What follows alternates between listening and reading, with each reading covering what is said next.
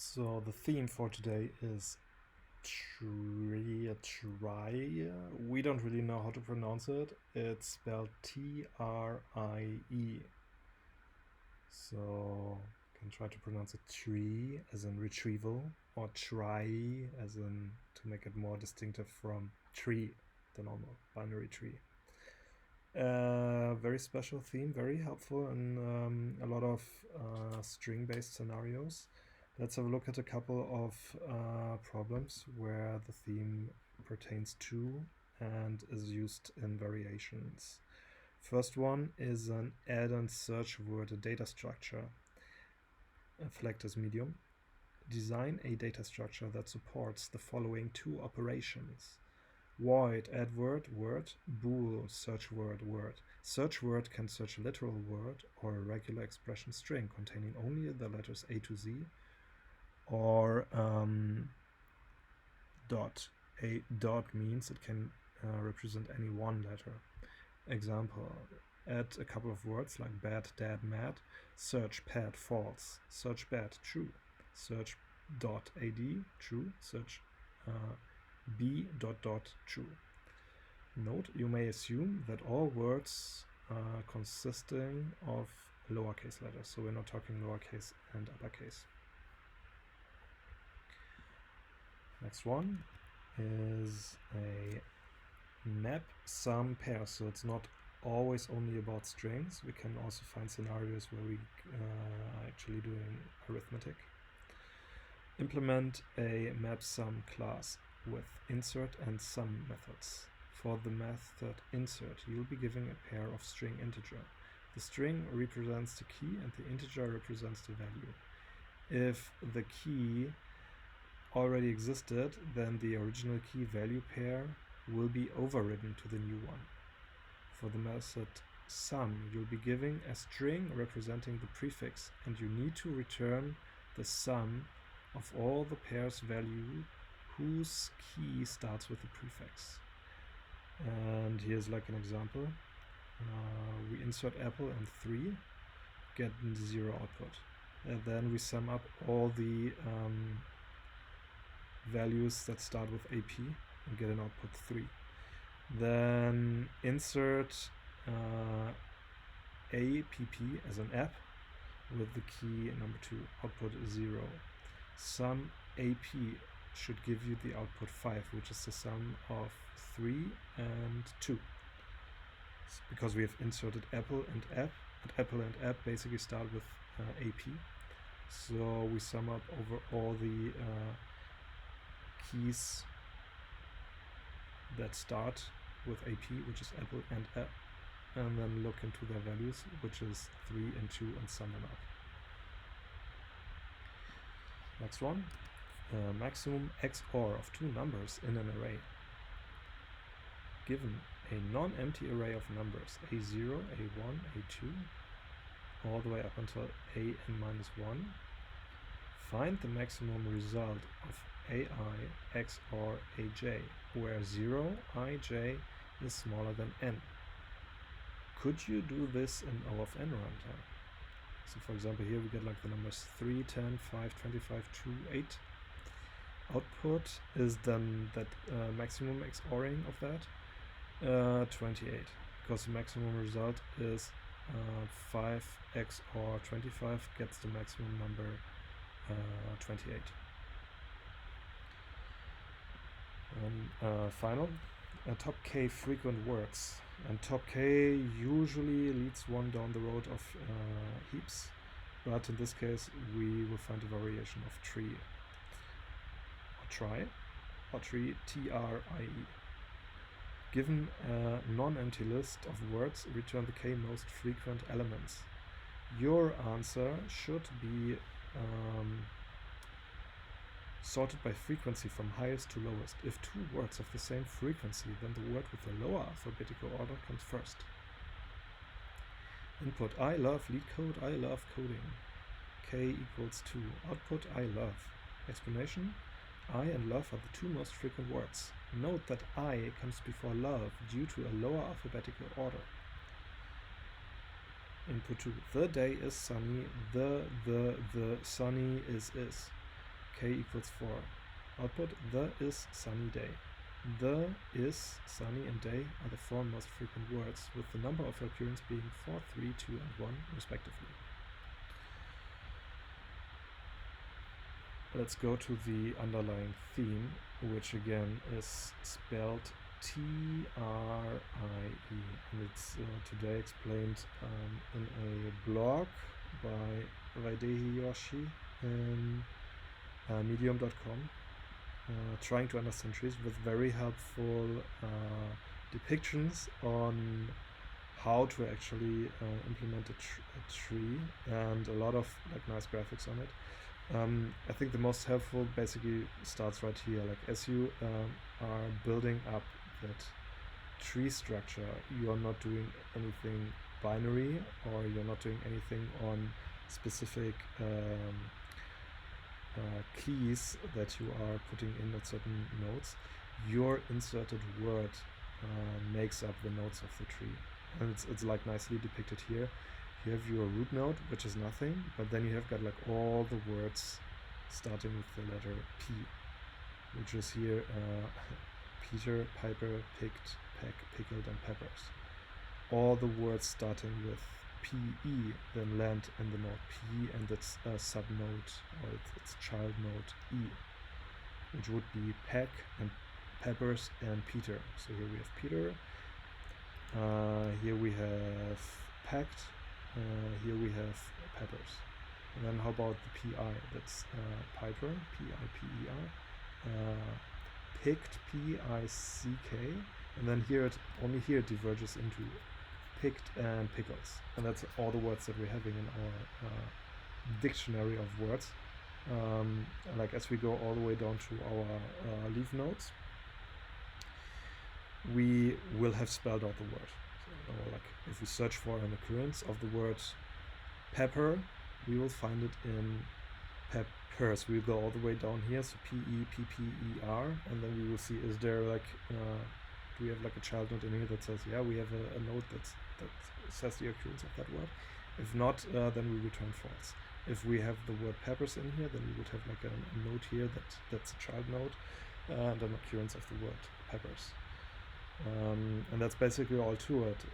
Instead of sorting a tree binary, or just building up a structure that just tries to sort the values, we will have the values themselves spell out the layout and the shape of the tree, which with few words and a large alphabet might not be the best way of choosing, but thinking large and thinking with millions of words and a limited alphabet, you will soon find that there's a very nice runtime benefit that you get from doing a layout like this. Let's have a look at a couple of solutions to those 4 problems that again are variations on our theme of TRIE. TRIE. So this one was about which one was it? This one, right? Find let's hang on. Where is it? Here. That's one that I wanted to have. Add and search word data structure design and discuss. So let's see. We start with a dictionary that we fill up as a TRIE, so TRIE, and we basically shape our children in a way that we put that part of the word as the next part of the children, right? So we're going letter by letter and then inserting those words letter by letter into a tree whose node is structured as a node that can have 26 other nodes as children, 26 being the alphabet of our TRIE, of our TRIE. And then whenever we add a word, we just basically go through the word and then chop off character by character, and then we will check if that character is in there already as a child of a particular node, and if not, then we make like a new node. Otherwise, if it's in there already, we go traverse down further as a child node and add the word then at the end. And then we have to just make sure that at one point, once the word is added completely, the node should have a tag that at this point it's actually also denoting a word and not only is being part of a sub-tree where it goes further down to other words. As for example with the words pepper and peppers. Peppers was in the tree, pepper was not. So for pepper you would have node word equals false, but for peppers you would have node word equals true. And then the same goes for search, right? So we go through a helper function search and just go through our try as we have built it up, and then just go through it letter by letter, and then see if the word actually is if it's a word, then we return true. If it's not a word, we return false. And then we search it, and if we find it within the children, good. If not, then we have to search at another point.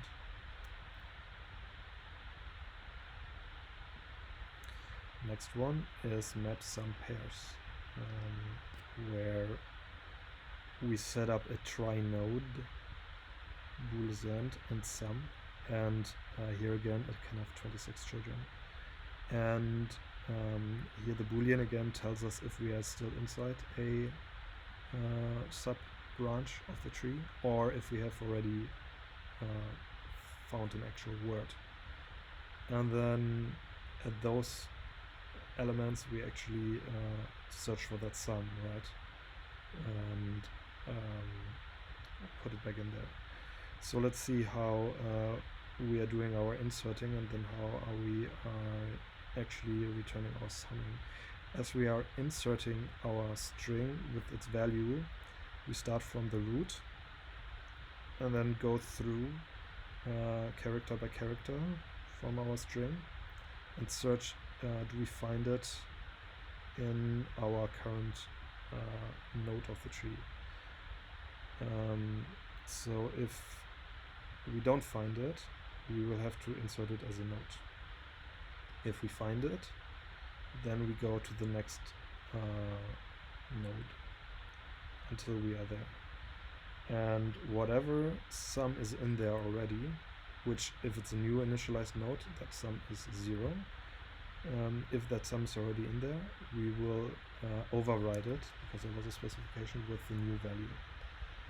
And then if the word is set in there, then we make sure that we set the boolean flag. And then in order to get the sum, we basically traverse our try node with whatever we have plugged in as our starting letters. Remember we had app and apple, and we search for AP, so we go with AP, and then go for all the children that are in there and find what's their individual value, and then return that sum, which is basically all there is to it for summing up those key value pairs in the tree structure. Maximum XOR of two numbers, which is the interesting thing, because we're talking about a binary operation on integer numbers. And here our node is structured such that it has two next nodes, which is basically the case for like to have a 0 value or a 1 value in your binary representation. And as we are setting up our tree with a vector of numbers, we go through the numbers and generate a node and then basically go through our number, assuming it has 32 bits, and bit shifting it one by one and masking it to see if that number has a 1 or a 0 in its binary representation.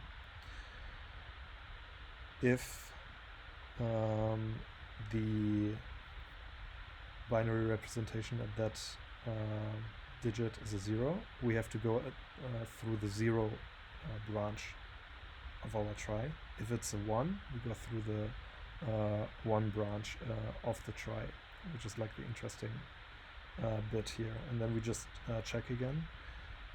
Do we have already a node in there or not? If we don't have a node in there, we generate a node and set the structure accordingly, such that the old node points to its kid, to its new children, with the correct value. Otherwise, we'll just keep going through our tree. And then the whole operation of just finding the maximum is then really simply just going through our node tree and then just summing up powers of 2 for that particular bit of the XOR node, because the power of 2 at that point basically means we're going back from our binary representation to our decimal integer representation. And then we're just keeping track here at red equals max, answer red, that we make sure whenever we go through like a new element, as we are setting up our tree, we are immediately tallying which one is the maximum XOR representation. And then at the end, once we have inserted all elements, we immediately also have the maximum element that we can return.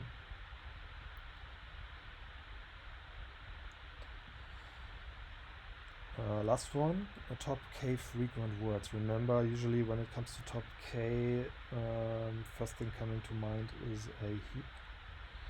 Here we start with a trie solution, top k frequent words, and a trie can have a count value, can have high and low integer value, has the string as itself in there, and has a trie children to be specified. And then as we are inserting our string, let's say like 3 times the or 4 times n, we are going through our tree and count how many times that string has already been encountered or not, and then we update the count for that one. Again, depending on where we are in our tree, we always have to know which child we want to add. The easiest way is to get that representation from 0 to 25, simply by subtracting the lowercase letter a from our current character. And then if we're doing that, we basically get a representation of 0 to 25. And set a low-high index here as well. So that's that. Simply just like for setting up our trie and inserting the kit. As we are traversing, we go through our tree and check if there's still a children for a certain tree element, if it's high or low. If there's no kid, we just continue. And if there's a kid, we call ourselves with traverse again. Now calling actually the top k frequent words, which is like the main function that calls all the helper function, is first again like insert all the words into our tree, which is like this first part here of the for function, and just keep track of the max count, which is like the interesting part. And then we'll just go through the max count lists that we want to return back, and we go through our tree again then just search for the occurrences. If it's equaling the amount, then we are and going from there and going down basically, right? And decreasing our iterator. And meanwhile going through our tree and add it to the list of results if the number of occurrences is among the higher ones. And this is basically how we can leverage using a tree structure where we just keep track of the count of the values of the occurrences of the word along the nodes, and using this count to just like find the words that have like the number of counts that we are interested in, just searching for those n numbers that are the highest counts in the entire tree. And that's basically all to it for using a tree structure. The main theme that we are basically seeing here among all those solutions is that we have this tree with the children being more than 2 or being more than like a low number of children, but instead our children have the amount of letters in the alphabet that we're searching. And then as we are like filling up our tree with a lot of words, we are adding nodes according to like the position of the letters from the alphabet in those words. And as we have spelled out the word, we are basically going into the structure of the tree. And once the word has been completely spelled, we said, okay, this is like the final position. This is the Boolean flag that we set as true, saying like this part here denotes actually the n occurrence of the word. And we can leverage that by making the data structure richer, adding key value pairs in order to sum up additional values for a word, right, or to like keep tally of how often that word occurs.